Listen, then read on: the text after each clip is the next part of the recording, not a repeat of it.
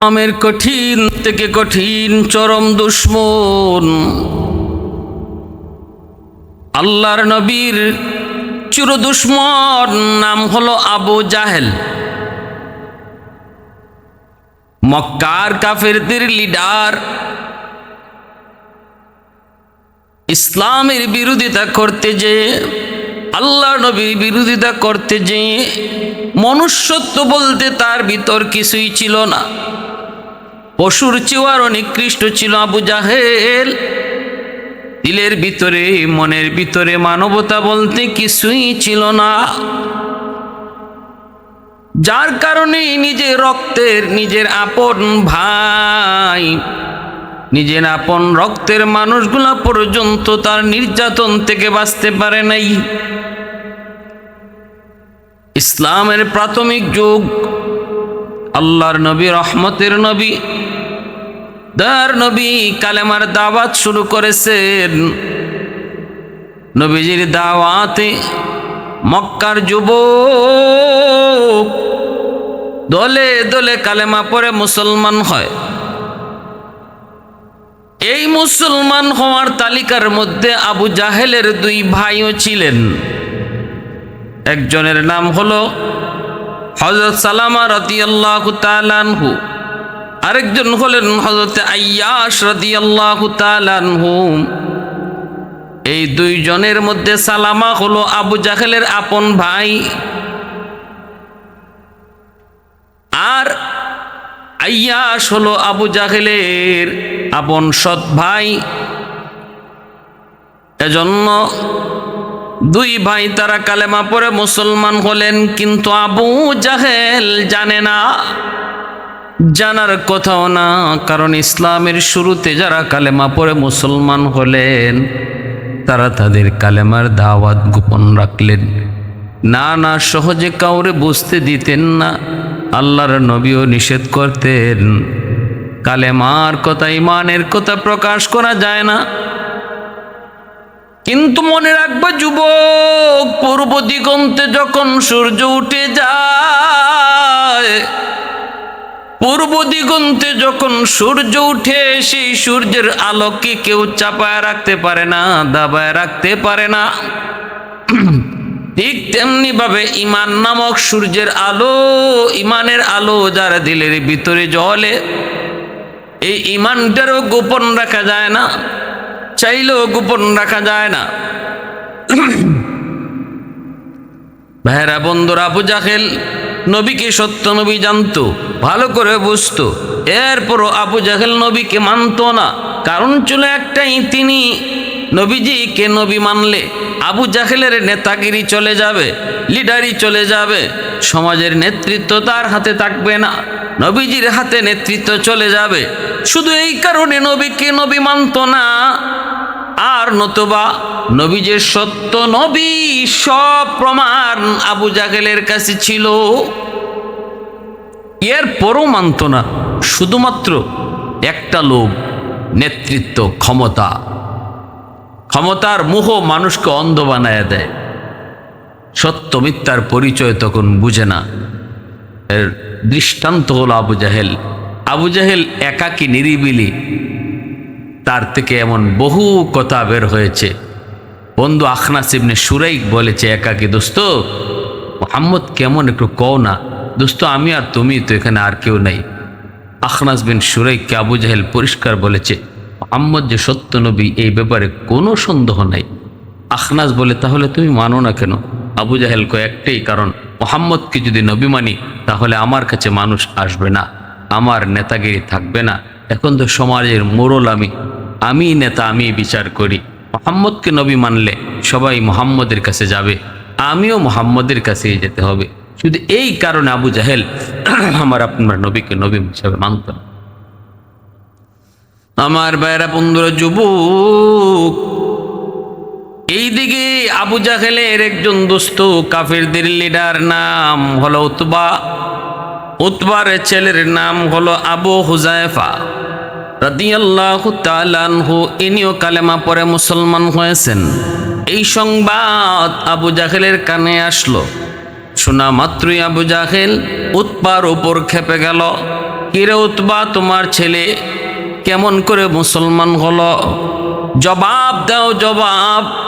কেমন করে তোমার ছেলে কালেমা পড়ে মুসলমান হলো?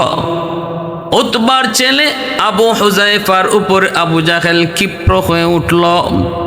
সে নিজেই যেন বিচার করবে, আর উতবাকে গালমন্দ শুরু করলো। বলতেছে, উতবা, তোমার ছেলেকে আমাদের হাতে তুলে দাও, আমরা এর দৃষ্টান্তমূলক শাস্তি দেব, দৃষ্টান্তমূলক শাস্তি দেব। তোমার ছেলেকে আমাদের হাতে তুলে দাও।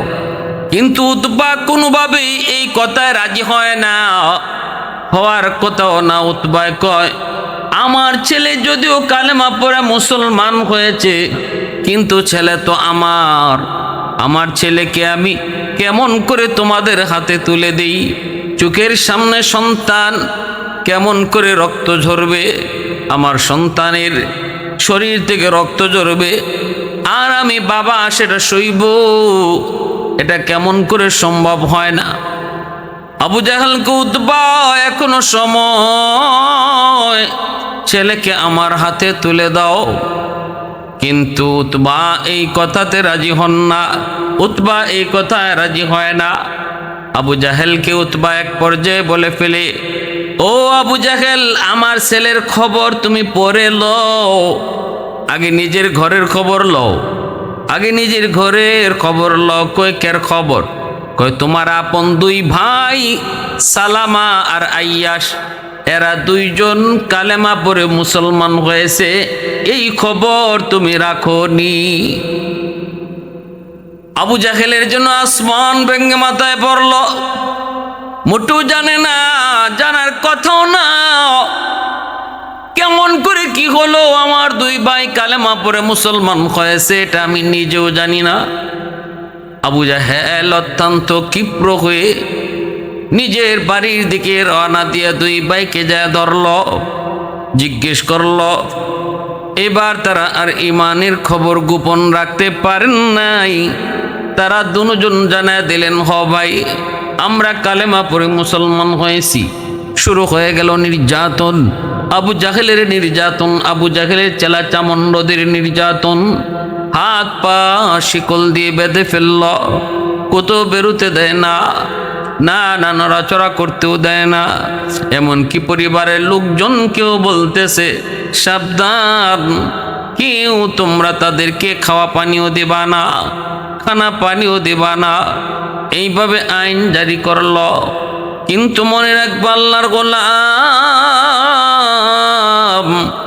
দৌলতে ইমান যার স্বাদ পেয়েছে, ইমানের মজার স্বাদ যে পেয়েছে রে, সে জীবন যেতে পারে তবু ইমান ছাড়তে পারে না। ইমানের স্বাদ যে পেয়ে গেছে, সে দুনিয়া ছাড়তে পারে তবু ইমান ছাড়তে পারে না। ইমানের মজা, ইমানের স্বাদ যার অন্তরে জাগ্রত হয়েছে, বন্ধু ছেড়ে দিতে পারে, আপন মা বাবা ছেড়ে দিতে পারে, ভাই বোন ছেড়ে দিতে পারে, তবু ইমান ছাড়তে পারে না। এত বড় দৌলত, এত বড় দৌলত, যে দৌলতের দ্বারা আল্লাহ পাক তারে জান্নাত দিবে, এই দৌলত আল্লাহ যারে দান করেছে, সে দৌলত কখনো ছাড়তে রাজি হয় না। নামাজ পড়ে না এক ওয়াক্ত, কিন্তু যদি যে এখন তোরে 1 লাখ টাকা দিমু, তুই খ্রিস্টান হয়ে যা, কইব তোর 1 লাখ টাকার মাঝে গুল্লি মারি, ঠিক না? তোর 1 লাখ না 2 লাখ টাকার মাঝে আমি গুল্লি মারি। নামাজ পড়ে না এক ওয়াক্ত, কিন্তু যদি কয় তুই হিন্দু হয়ে যা, তোরে আমি 3 লাখ টাকা দেয়া দিই, কেউ রাজি হইতো না।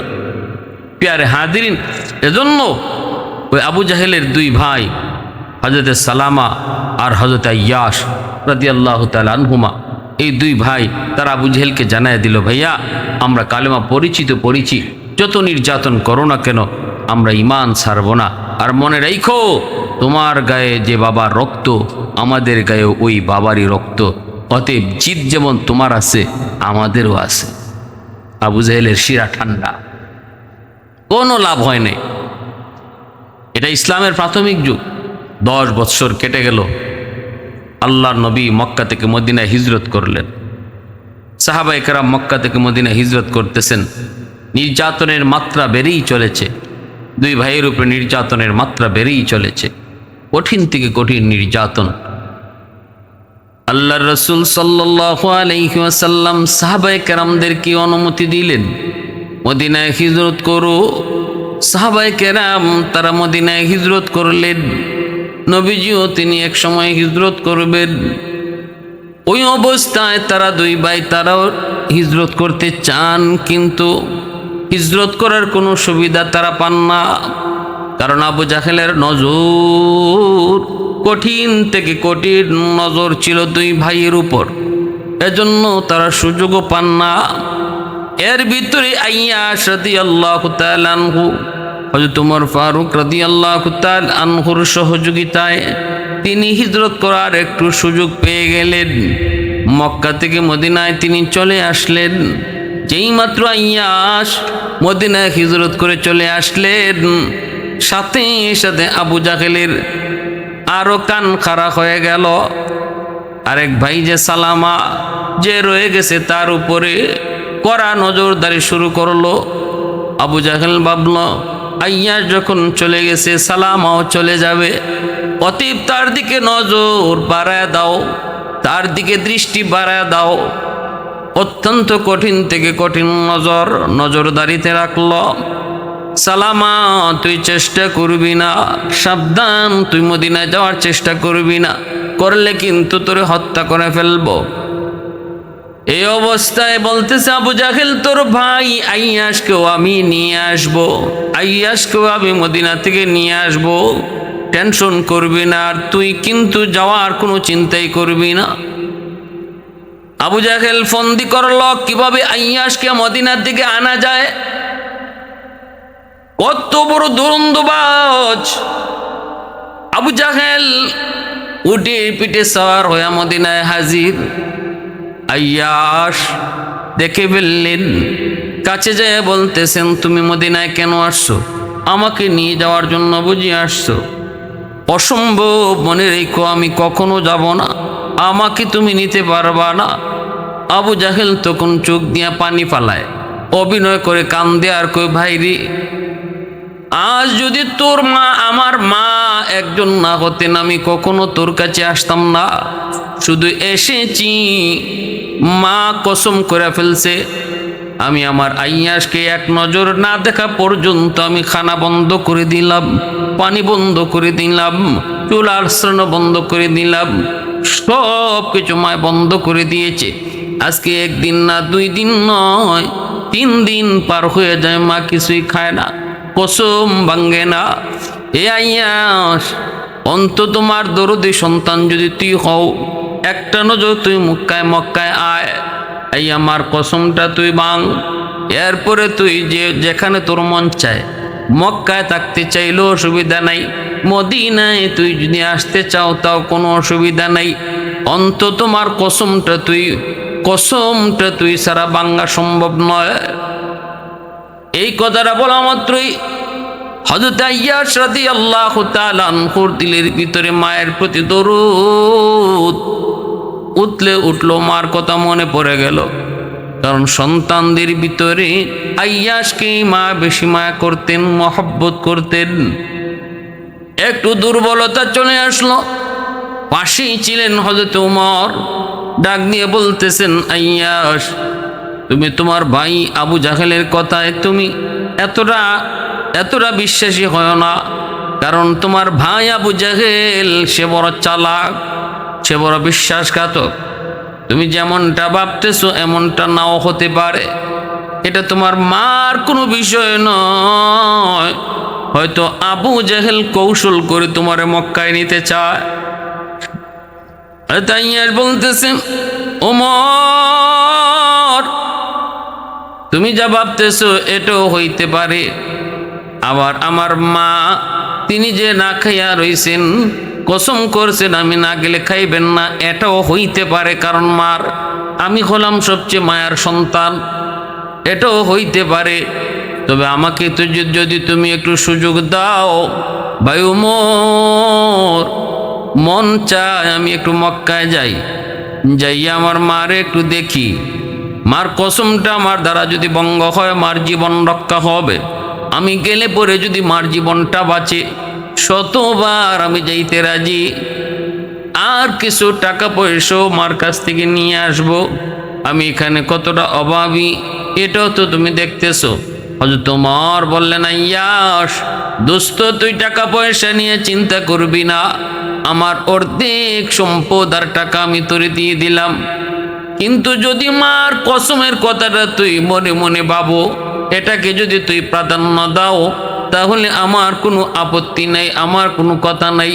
তবে আমার মন বলে মার কসমের কথাটা আবু জাহেলের নিজের বানানো, তোমাকে ষড়যন্ত্র করে মক্কায় নিতে চায়। এরপরও যদি যাইতে চাও আমি বাধা দিব না, তবে একটা উট নিয়ে যাও। আমার এই উটটা বড় চালাক, অবস্থা যদি খারাপ দেখো আমার উটটা নিয়ে তুমি দ্রুত চলে আসতে পারবা। ভাইরা বন্ধুরা, হযরত ওমর এতটা সহযোগিতা করলেন হযরত আইয়াস রাদিয়াল্লাহু তাআলা আনহুকে। হযরত আইয়াস সিদ্ধান্ত নিলেন আবু জাহেলের কথায় বিশ্বাসী হইয়া, আবু জাহেলের কথার উপরে বিশ্বাস কইরা তিনি রওনা দিয়ে দিলেন মক্কার উদ্দেশ্যে।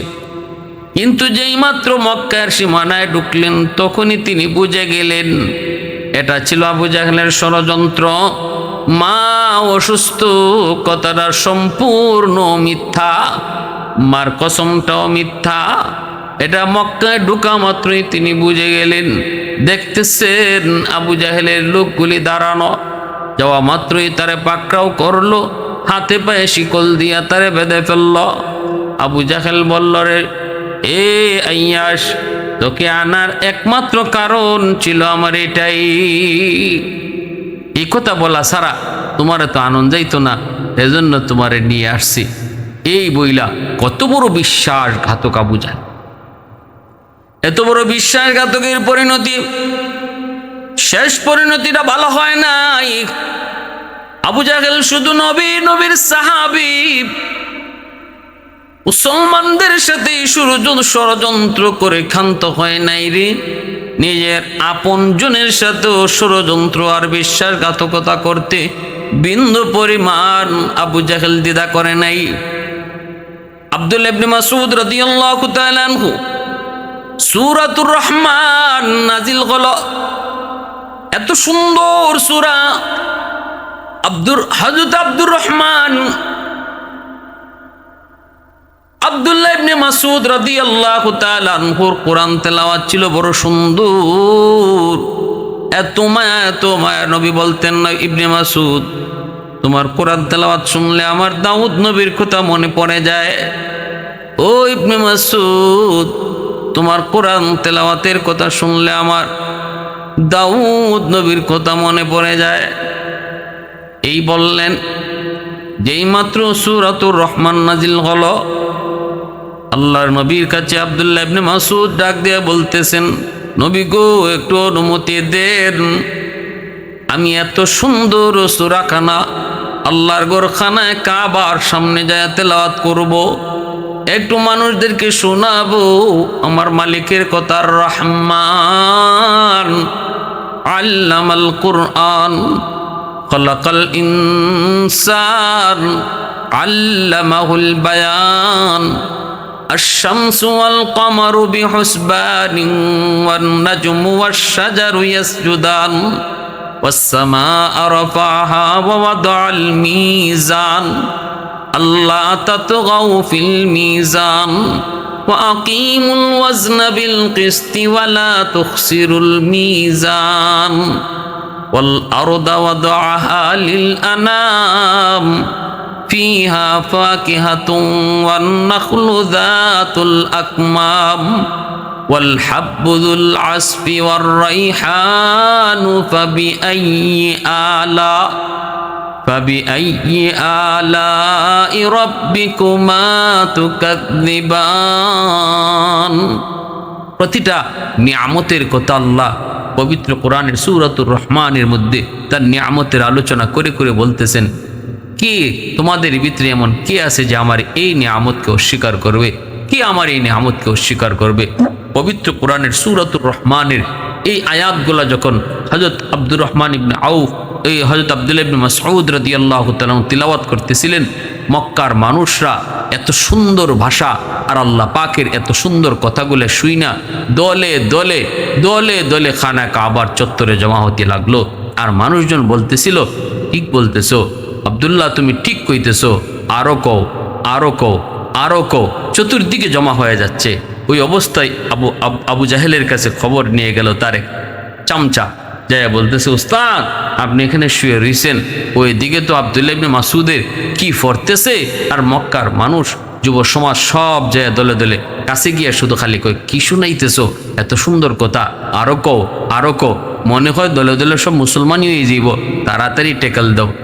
এই কথাটা শোনা মাত্রই আবু জাহেল যে অবস্থায় আছিল, এই অবস্থা থেকে সে রাগে ফায়ারে গুসায় খানায় কাবার চত্বরের কাছে আসলো। সাথে সাথে যে মানুষগুলা দাঁড়ানো ছিল, জমা হয়েছিল, আবু জাহেলরে দেখে যার যার মতো সবাই ভাগতে শুরু করলো। কিন্তু আব্দুল্লাহ ইবনে মাসউদ রাদিয়াল্লাহু তাআলা আনহু আবু জাহেলকে দেখলেন, ছোট্ট বালক তখন, তারপরেও তিনি আল্লাহর কালাম সূরাতুর রহমান তিনি তিলাওয়াত বন্ধ করেন নাই, তিনি নির্বিঘ্নে একাই তিলাওয়াত করে যাচ্ছেন। আবু জাহেল কাছে যাইয়েই ওনার গালে একটা চর মারল, এমন জোরে চর দিছিল যে ওনার একটা কান বধির হয়ে গেছে। এই কানে আর তিনি কম শুনতেন, এত জোরে পড়ে গেছেন।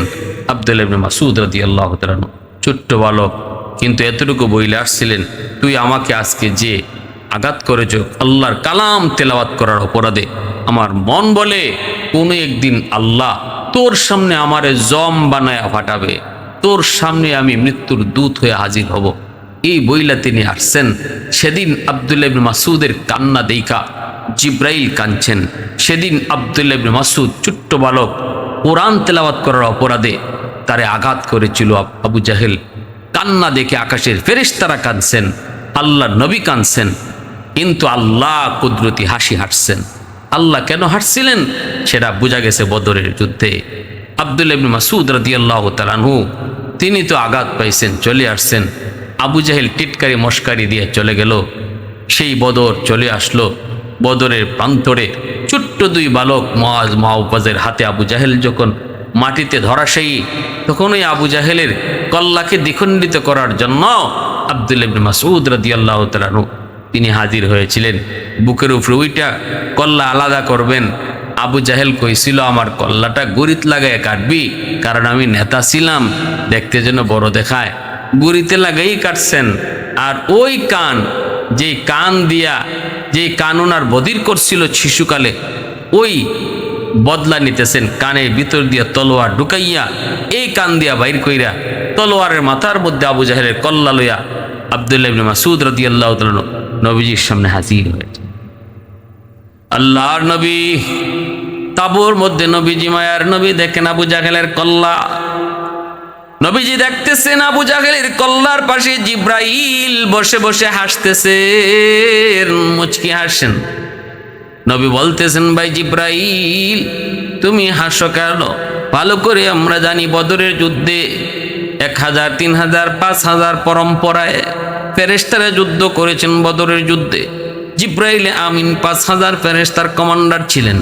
ফেরেশতারা সরাসরি যুদ্ধে অংশগ্রহণ করেছেন। এই আবু জাহেলের কল্লা যখন আব্দুল্লাহ ইবনে মাসউদ তার কান ছিদ্র কইরা নবীজির কামরার সামনে এসে হাজির করলেন, তখন নবী তাকে দেখেন জিব্রাইল আমিন তিনি হাসতেছেন। নবী জিজ্ঞেস করেন, ভাই জিব্রাইল আপনি কেন হাসেন? তখন জিব্রাইল কো, নবী গো, যেদিন ছোট্ট বালক আব্দুল্লাহ কোরআন তেলাওয়াত করেছিল খানায় কাবার চত্বরে, আর এই আবু জাহেল যাইয়া ওনাকে আঘাত করেছিল, কানটা বধির হয়ে গেছিল। আজও আপনার আব্দুল্লাহ কানে কম শুনে।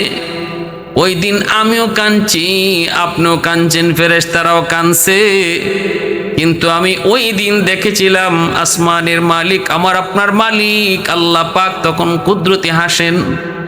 আমি ওই দিনই মালিককে জিজ্ঞেস করেছি, আল্লাহ আপনার কোরআন তেলাওয়াত করার অপরাধে বালকটা মাইর খাইল, কানলো, আমরা কান্দি আর তুমি হাসো, কারণ কি?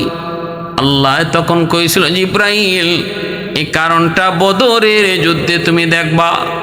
ওগো নবীজি, আজকে আমি দেখতেছি যে আব্দুল্লাহর একটা কান বধির করছিল এই আবু জাহেলে, আজকে বদরে এই আবু জাহেলের 2 কান বধির কইরা তলোয়ার ঢুকাইছে এই আব্দুল্লাহ ইবনে মাসউদে। বদলাটা আল্লাহ কেমনে নিলেন। এজন্য ভাইরা, ইসলামের কঠিন থেকে কঠিন, ঘোর থেকে ঘোর দুশমন ছিল আবু জাহেল। যার আসল নাম ছিল আবুল হাকাম, জ্ঞানীর বাপ।